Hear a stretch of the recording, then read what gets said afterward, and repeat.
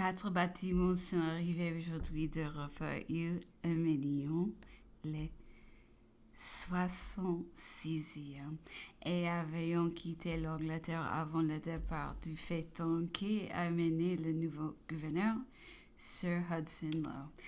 Après le dîner, l'empereur nous a raconté fort plaisamment le dire du plus vieux soldat du 53e qu'il a vu hier pour la première fois et était retourné à ses camarades en leur disant « On m'avait bien trompé, on m'avait assuré que Napoléon était si vieux, mais il n'en est rien, le bœuf a encore au moins 60 compagnes dans le corps. » Nous étions jaloux de ce propos, il était trop français.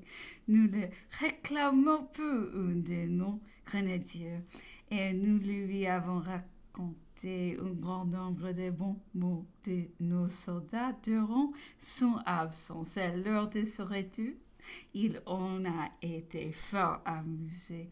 Bien, c'est lui surtout qui l'a fait beaucoup rire, a été la réponse d'un grenadier à Lyon. On y passait une grande revue lors du débarquement de l'île d'Elbe. Le chef observait aux soldats qu'ils étaient bien vêtus, bien nourris, que leur solde était à jour. À quoi les grenadiers auxquels il s'adressait répondaient à chaque observation « Oui, assurément ». Eh bien, conclut le chef d'un air confiant et prostrateur. Vous n'étiez pas de la sorte avec Bonaparte. Il y avait de l'arrière. On vous devait. Et qu'est-ce que cela fait, repartit vivement le grenadier. S'il nous plaisait de lui faire crédit. 20 ans. L'empereur a fait demander au jardin sur les 4 plus vieux d'interprète. Un capitaine Hamilton, commandant la frégate de la Havane, parti le lendemain pour l'Europe. Il était venu prendre congé de l'empereur avec tous ses officiers. Le capitaine Hamilton parlait français. Quand je suis arrivé, l'empereur s'exprimait avec chaleur. « On veut savoir ce que je désire, disait-il. Je demande ma liberté ou un bureau. Rapportez ces paroles à votre prince régent. Je ne demande plus de nouvelles de mon fils, puisqu'on a eu la barbarie de laisser mes premières demandes sans réponse. Je n'étais point votre prisonnier. Les sauvages, où sont eux plus d'égards, peu. Ma pétition, vous, ministres, ont indignement violé en moi les droits sacrés de l'hospitalité. Ils ont entaché votre nation, plus jamais. Le capitaine Hamilton s'étant hasardé de répondre que l'empereur n'était pas prisonnier de l'Angleterre seule, mais de tous les alliés. L'empereur a répondu avec chaleur. Je ne me suis point livré à la Russie. Elle m'a bien reçu sans doute. Je ne me suis point livré à l'Autriche. J'en aurais été également bien traité. Mais je me suis livré librement et de mon choix à l'Angleterre. Parce que je croyais à ses lois, à ses morales publiques. Je me suis cruellement trompé. Toutefois, il est un ciel vengeur et tôt ou tard, vous poserez la peine d'un attendant que les hommes vous reprochent déjà. Redites tout cela au prince Légion. Monsieur et compagnon, ces dernières paroles d'un geste de la main. Il le congédia. Nous avons continué de promener quelque temps encore. Le grand maréchal qui avait accompagné quelques pas, Monsieur Hamilton, étant revenu, nous avons cru devoir le laisser seul avec l'empereur, mais à peine rentré dans ma chambre, il m'a fait appeler. Il était seul dans la sienne et m'a demandé si je ne m'étais pas assez retiré dans la journée. Je lui ai dit que le respect seul et la discrétion m'avaient ôté de près de lui. À quoi il m'a répondu que c'était à tort, qu'il n'y avait ici rien de mystérieux ni de secret. Et puis a-t-il ajouté une certaine liberté, un certain abandon. ont bien aussi leur charme. Ces paroles découlaient négligemment de la bouche de Napoléon, pouvant servir à la peindre plus que beaucoup de pages. Nous avons alors parcouru une publication anglaise renfermant les pièces officielles trouvées dans les portefeuilles qui lui a été enlevées à Waterloo. L'empereur étonné lui-même de tous les autres qui donnaient presque à la fois des détails sans nombre qui dirigeaient tout. Les points de l'Empire, a dit, cette publication, après tout, ne saurait me faire du mal. Elle fera dire à bien des gens que ce qu'elle contient n'est pas d'un homme qui dormait. On me comparera au légitime.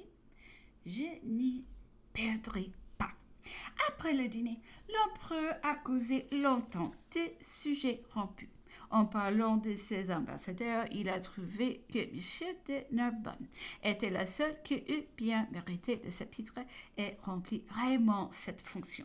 Et cela, disait-il, par l'avantage personnel, non seulement de son esprit, mais bien plus encore par celui de ses mœurs autrefois, de ses manières, de son humble cœur. Tant qu'on n'a qu'à prescrire, la première venue suffit. Tout est bon. Peut-être même les décans est-il préférable, mais dès qu'on est réduit à négocier, c'est autre chose. Alors, à la vieille aristocratie des goûts de l'Europe, on ne doit plus présenter que des éléments de cette même aristocratie, car elle aussi est une espèce de maçonnerie, une auto, un Andréatie. Entreront-ils dans les salons de Vienne aussitôt les épanchements de l'opinion se tairont. Les habitudes demeurent, ce sont des intrus, des profanes, les mystères doivent être interrompus, et c'est le contraire pour une Narbonne, parce qu'il y a affinité, sympathie, identité. Et telle femme de la vieille roche livrera peut-être sa personne à une plébéienne qu'elle ne lui découvrira pas les secrets de l'aristocratie. L'empereur aimait beaucoup M. de Narbonne, ici était fort attaché et le regretta vivement. Il ne l'avait fait son aide de camp que parce que Marie-Louise, disait-il, par une intrigue de son entourage, l'avait refusé pour chevalier d'honneur, poste qui était tout à fait son lot, disait Napoléon, jusque son ambassade, rebutait-il. Nous avions été dupes des Autriche.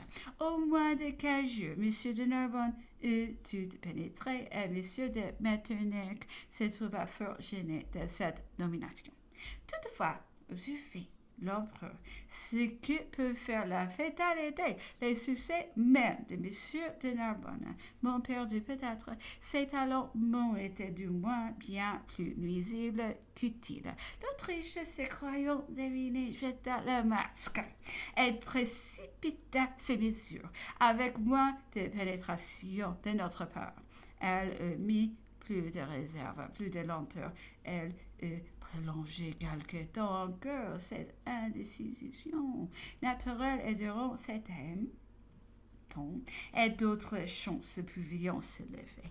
Quelqu'un ayant parlé des ambassades de Dresde et de Berlin et penchant à blâmer nos agents diplomatiques dans ces cours lors de la crise du retour de Moscou. L'empereur a répondu que les vices, à cet instant, avaient point été dans les personnes, mais bien dans les choses, que chacun avait pu voir d'un coup d'œil, ce qui pouvait arriver, que lui n'en avait pas été la dupe une minute, que s'il n'avait pas ramené l'armée lui-même à Vilna et en Allemagne, ce n'avait été que par la crainte de ne pouvoir gagner la France de sa personne. Il avait voulu remédier, disait-il, à ce péril imminent par l'audace et de la rapidité en traversant toute la Germanie, seul et vite. Toutefois, il s'était vu à l'instant d'être retenu en Silésie.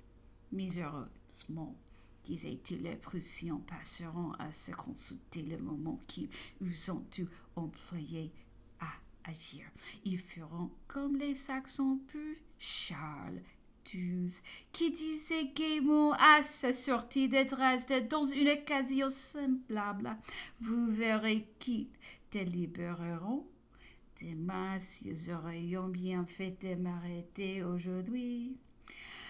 L'empereur, avant dîner, m'a fait appeler dans son cabinet pour faire quelques thèmes anglais. Il venait, me disait-il, de faire son compte de toilette et lui coûtait 4 Napoléons par mois.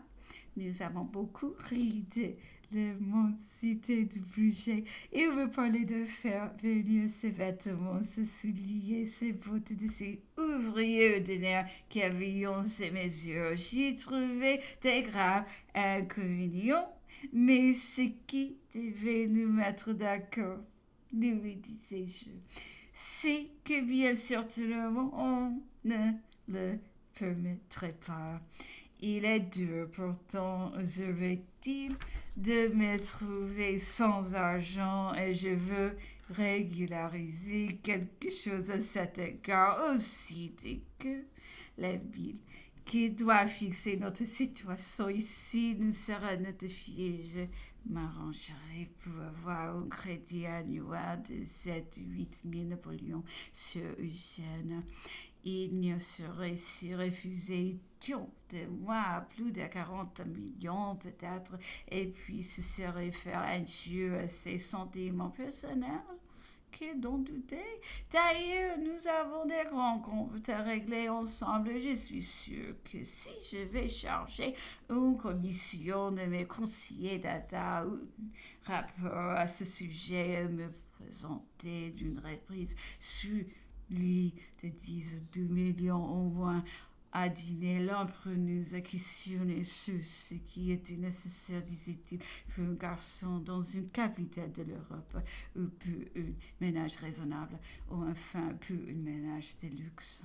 Il aime ces questions et ces calculs et les traite avec une grande sagacité et des détails toujours curieux.